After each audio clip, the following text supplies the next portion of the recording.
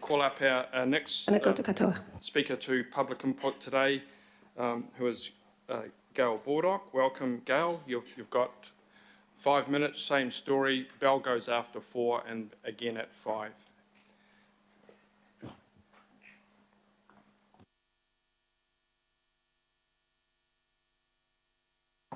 Hi.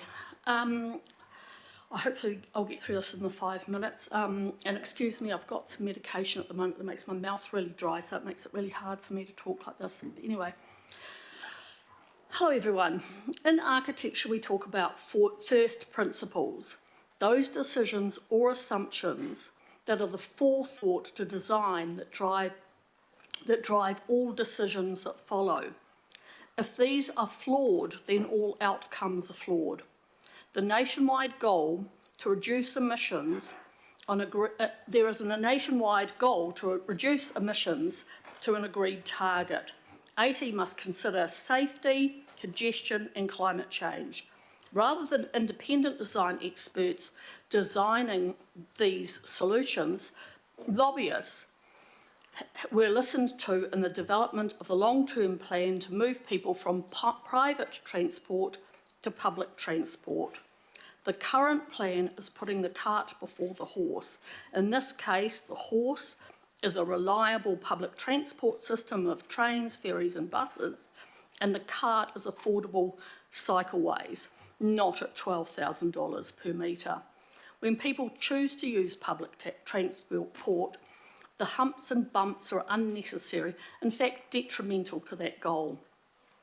The first wrong decision was achieved by using the stick, not the carrot. It was done by a series of manipulations rather than encouragements. Firstly, the decision to group together walking and cycling was designed to manipulate data and statistics in favour of cycle lobbyists. These needs are very different and they are often in conflict. The needs of pedestrians and those with mobility impairment, a quarter of the population, the most vulnerable, should be the priority. The needs of cyclists and other micro-mobility transport users is very different. That's the first thing. The second thing is that the location of the cycleways is also flawed. The best places to cycle are quiet, safe, greenways, parks, straight, level, sheltered, scenic, pollution-free and away from traffic.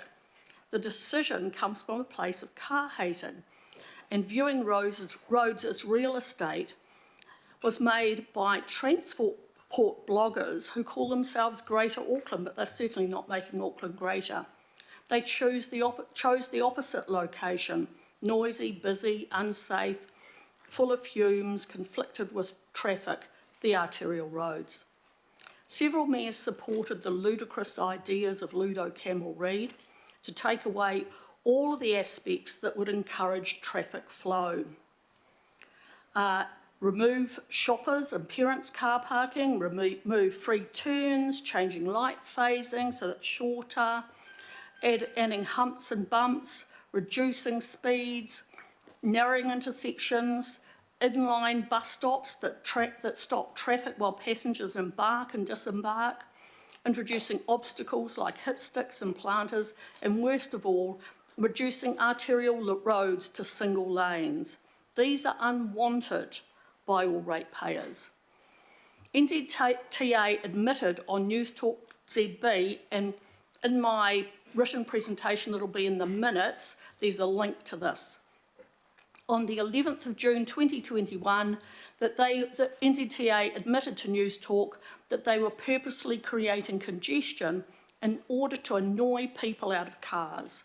AT aligned with NZTA, and in that same podcast, Mark Lowry of Greater Auckland admitted that they knew that this was creating more emissions. AT's Chief Strategy Officer in 2018 explained that other countries have found charging congestion taxes flawed. Teaming up with Panuku, AT have been turning towns and shopping villages into plastic facsimiles instead of organically formed caricatures of the ethnic and social economic residents of those who live there. Sandringham, Little India, Chinatown and Dominion Road, Opulence of Ribuera, Grunge of K Road. They wreck everywhere they went and had to remove their works, with Henderson's Blue Road graffiti, Mount Eden's concrete congestion, Onehunga street mazes, Takapuna's circus of popcorn planters, and the narrowing of Queen Street. Again, all of this is unwanted. The third thing, and I'm on my last minute, Auckland Transport's core responsibility to ratepayers and Auckland Council is to maintain an effective transport system for smooth and efficient movement of traffic and keep users safe. Their core services are to repair and maintain roads and footpaths.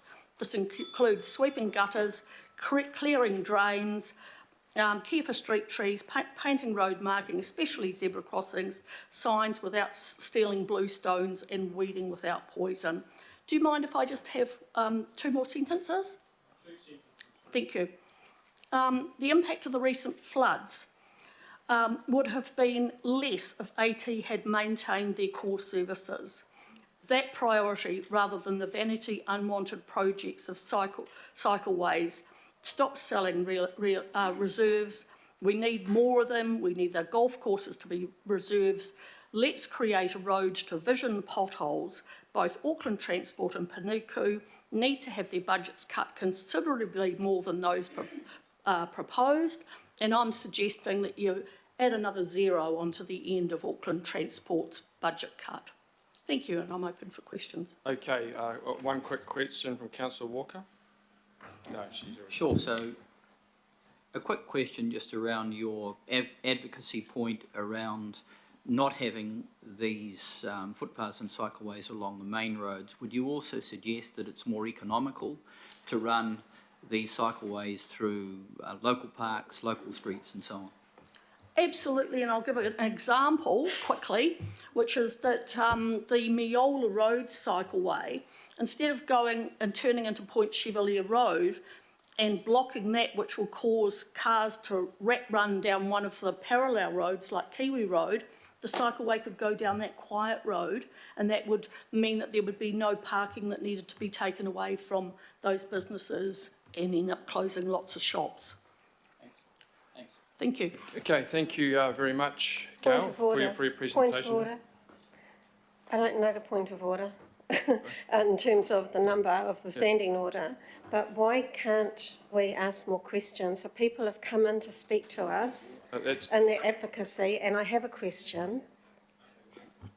One, it's not a point of order. Number 2, the questions are at my discretion. I tried to explain at the start, we've got a lot of people presenting, but a tight timeline.